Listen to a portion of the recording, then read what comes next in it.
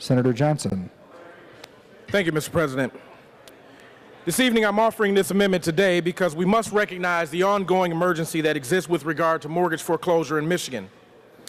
When the housing market collapsed, particularly between the third quarter of 2006 through the end of 2009, Mr. President, if we might have a little order in the chamber, please. Members, if you could have your attention, please. Some order in the Senate as Senator Johnson explains Amendment Number 1. Appreciate it. Senator Johnson, please continue. Thank you again, Mr. President. When the housing market collapsed, particularly between the third quarter of 06 through the end of 09, roughly $7 trillion in housing value was wiped out. The results of this are still being felt, all while new foreclosures continue. Studies show that the housing market is not expected to rebound for years to come. A typical borrower who is underwater today will likely not see positive gains in equity until 2015 to 2020. Michigan has almost 500,000 homeowners underwater in their mortgages. That's about 35.6% of all mortgages that exist. On average, their homes are worth 36% less than what they owe to the bank.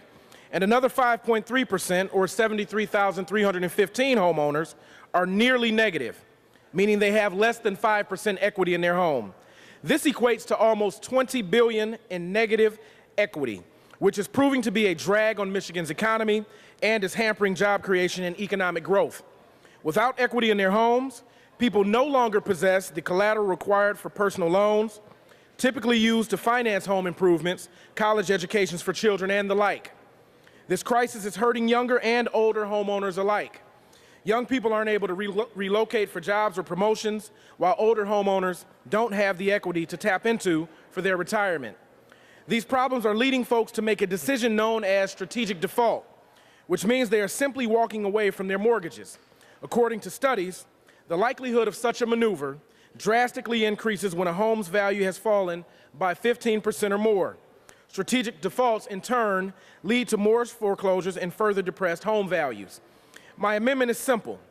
It does what my recently introduced Senate Bill 860 does, which is to hit the reset button on Michigan's housing market by allowing homeowners to have the principal on their mortgages written down by a judge to their current fair market value.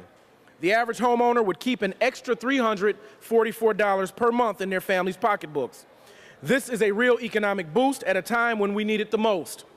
It does not pick winners and losers in the housing market. Everyone whose mortgage is underwater gets equally proportional relief.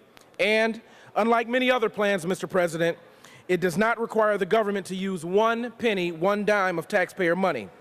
This is not a tax giveaway, nor is it a spending program.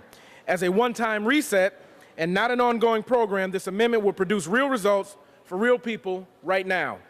Banks have taken our taxpayer dollars through bailouts, are posting record profits, and will not loan us our money, which is exacerbating the housing crisis.